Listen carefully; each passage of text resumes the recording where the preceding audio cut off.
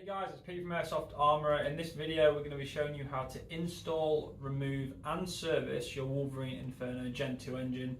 Let's get straight into it. So,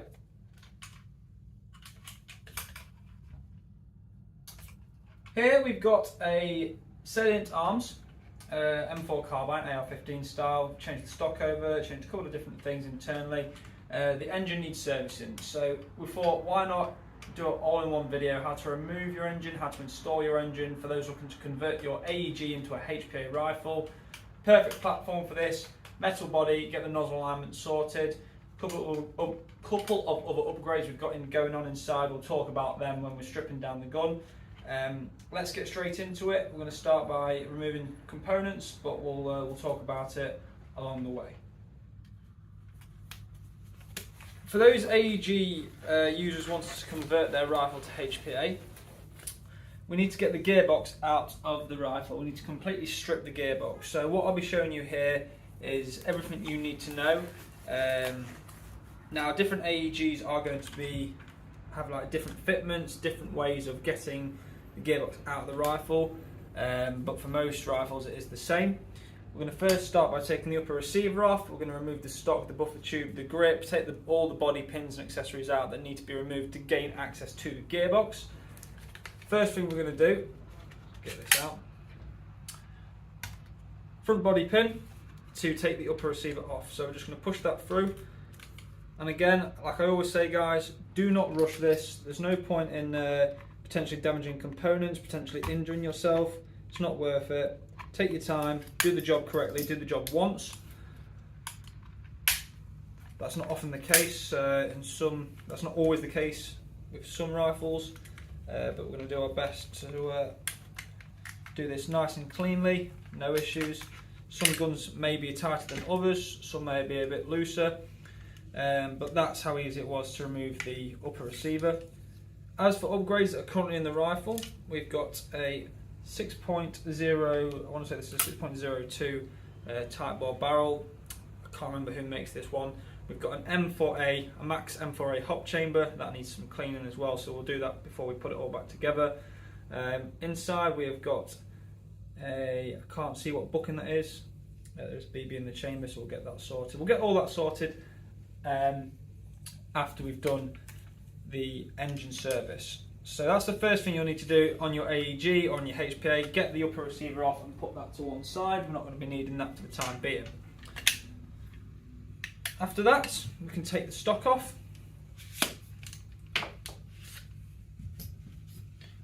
That's the mag catch. Do not lose the mag catch release. To take your stock off, it's quite simple.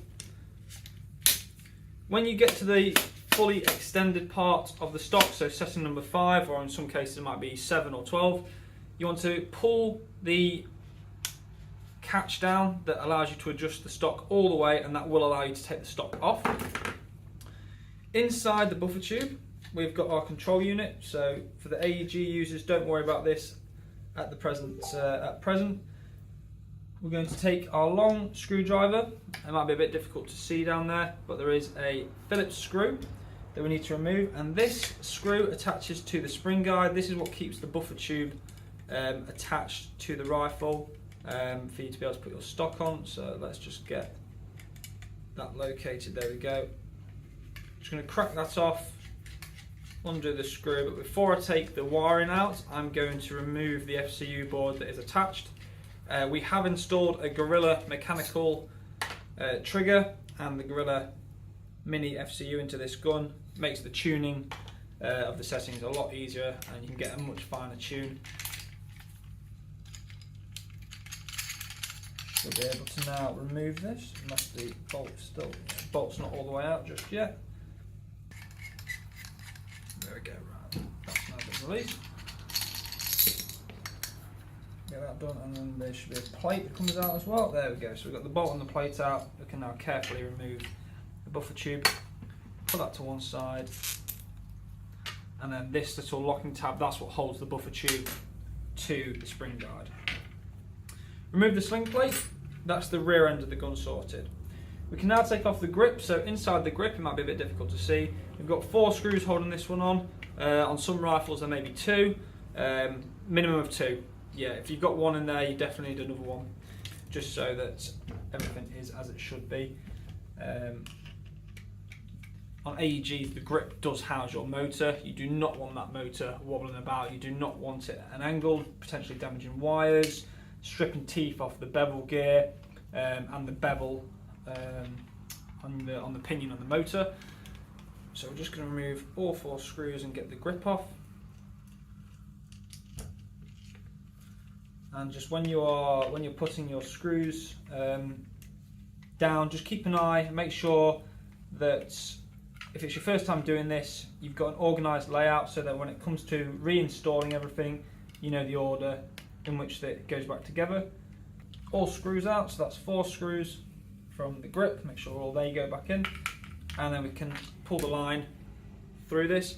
If you have a motor inside here, what you'll see is you'll have, it might be a bit easy to show you here. So in the grip, you'll have your motor that will look something like this. You'll have a red and a black, a positive and negative wire. Simply get a small flathead, don't damage it, but you can pry the wires off the tabs on the motor, put them out the way and pull the motor out like so. And then you'll be able to get access to the screws to take your grip off. Once you have your grip off like this, if it was an AEG still, you'll see the wires coming out the bottom of the gearbox. Because we've already HPA converted this, you can see there are no wires, it is just the air hose going into the engine there. But now we need to get the gearbox out of the body. So a couple of things we need to do. We need to take the magazine release or the mag catch button out, because that holds the gearbox in place. Some it will be a Phillips screwdriver, some it may be a 1.5mm Allen key, it might be a 2mm Allen key. Just take note of what Allen key you've got in there. 2 more pins to remove, so we've got the rear body pin, we can just push that through, give it a bit of persuasion, shouldn't be too tight, and remove that. And then finally we've got the centre one, so try and find out which way the centre body pin comes through, because on one side of the pin you will have teeth that do sort of grip onto the body just to hold it in place. But now that we've got all of our pins out, we can angle this. I have to put it halfway between safe and semi just to get it out there. It can be quite tight sometimes, guys, so again, just patience here. But that is our gearbox out of our body. We can put our body to the side now, and what you'll have left over is your gearbox.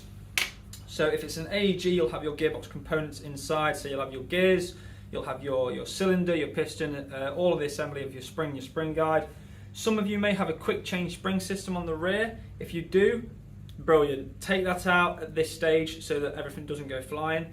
If you don't have a quick change spring system, when you undo all the screws that house the two, that close the two bodies, the two faces together, make sure that you put a bit of pressure on that spring guide. Make sure you hold down the spring so that when you open the gearbox, it doesn't go everywhere. We're going to show you what I mean by that now. So we just need to take these screws out, which look like they're a 2mm Allen key bit.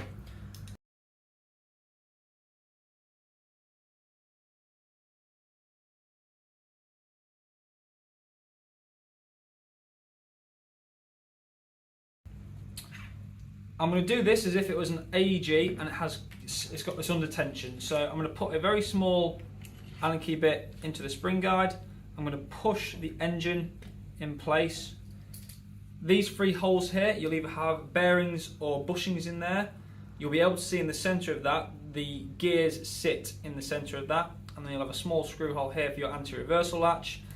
Before you pry it all off, just push the gears, not the actual bushings or bearings through, push the gears in, just so that when you do take it off, it's a lot easier. So when you take that upper gearbox side off, you'll be able to get access to your spring and spring guide. Hold the spring and the piston down just so you can put that upper part of the gearbox to the side, and then what you can do is you can remove the spring guide and the spring. It takes all the tension off the components inside the gearbox, and you'll be able to get access and do what you need to do inside there relatively easily. When you've got it like this, it'll probably not look like this, well it definitely won't look like this because you'll still be an AEG. We want to strip every component out of the gearbox. So that is your anti-reversal latch, which is like a little arm that sits at the bottom of the gearbox. your 3 gears, your piston head, cylinder head, all of that can be removed, including the trigger board, the control unit, the micro switch, whatever you've got inside, that when you pull that trigger operates and allows the rifle to shoot. So let's strip this all down so that you can see what it will look like when you've got an empty gearbox.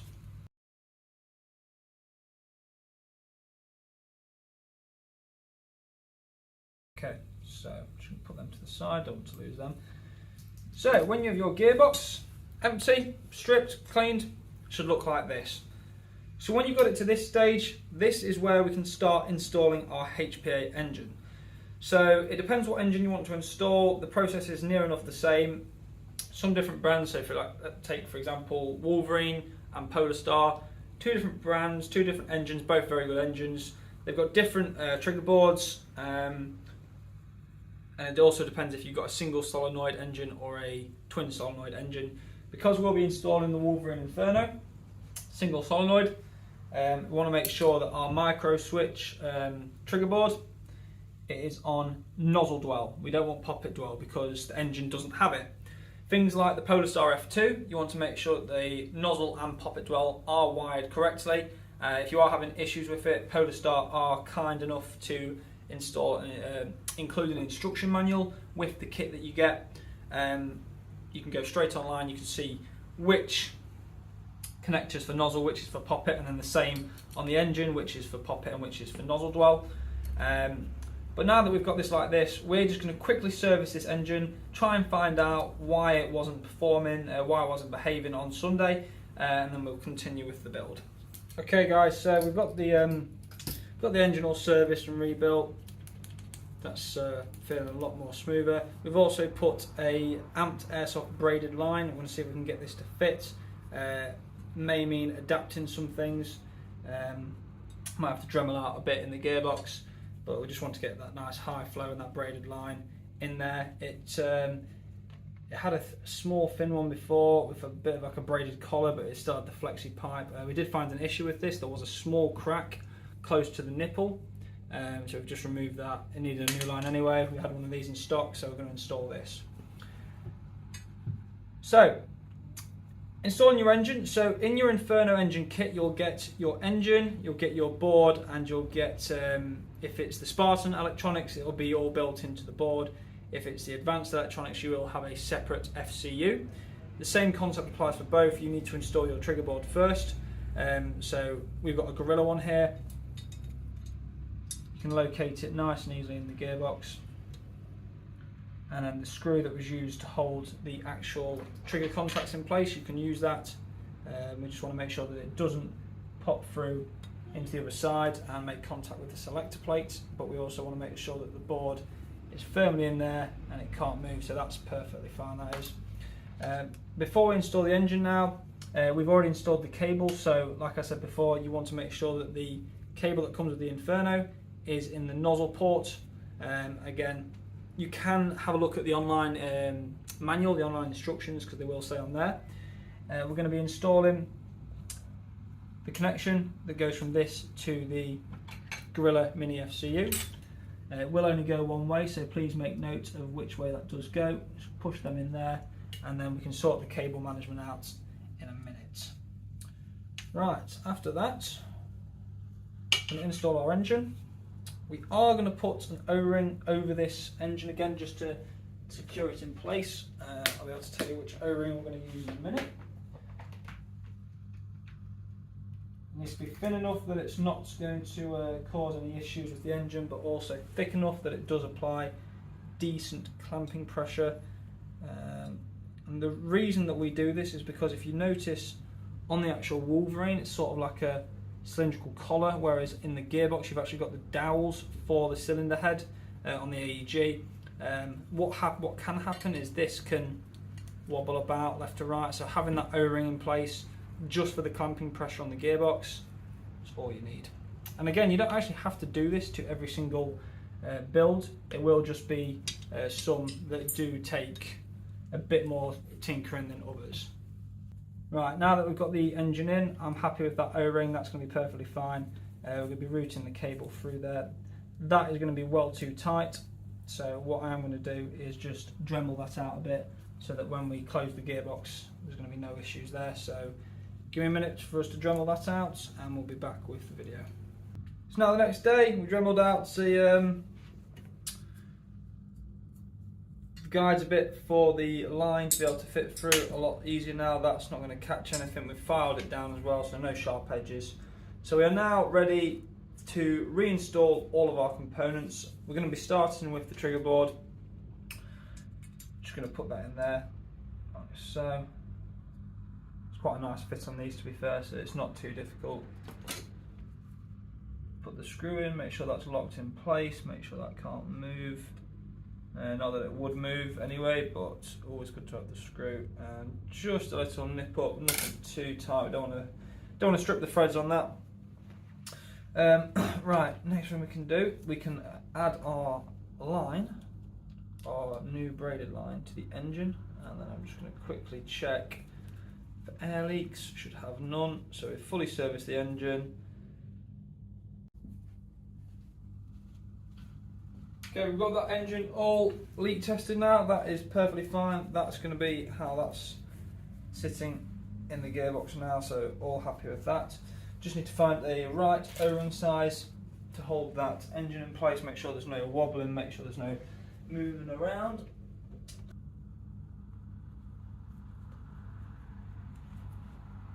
Perfect, so we just put an O-ring on and then we just put it in the groove where the sort of the collar meets the actual engine body.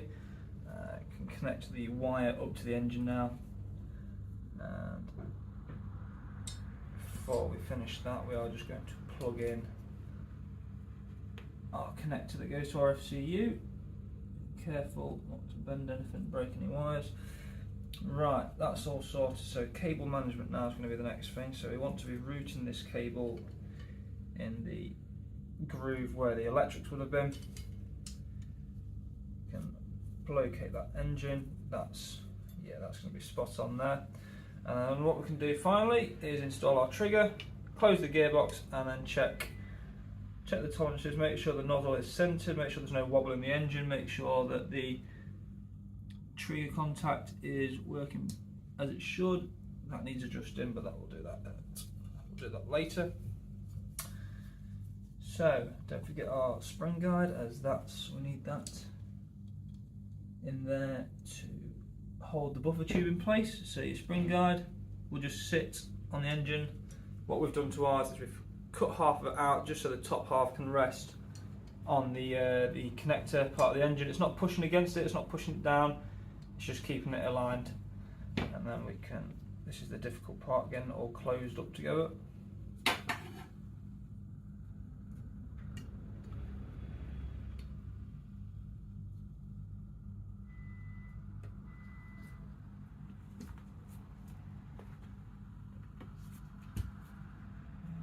Happy with that, that's fine.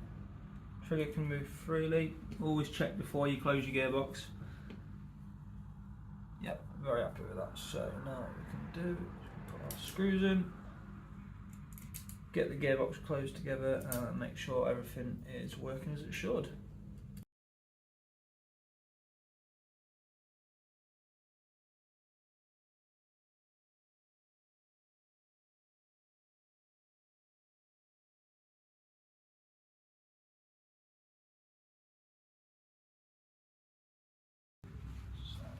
Tank here.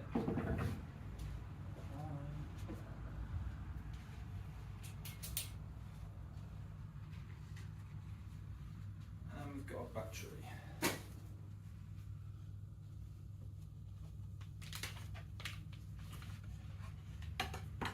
So I'm just going to be testing on a Rebel 7.4 Lion JST battery. These are what we use now in all of our HK rifles, Wolverines, Mac builds, everything. So just going to connect the cable to the Gorilla Mini FCU, plug in the battery, check to see the solenoid's working, which it is. Now I can connect the line.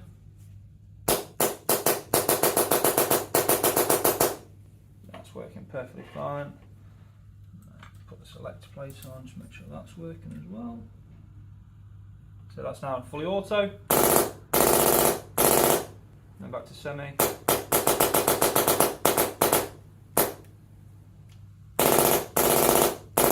Yeah, see. So I'm happy that's all working. I can now go and install this back into the body. And then get it built up again, rebuilt.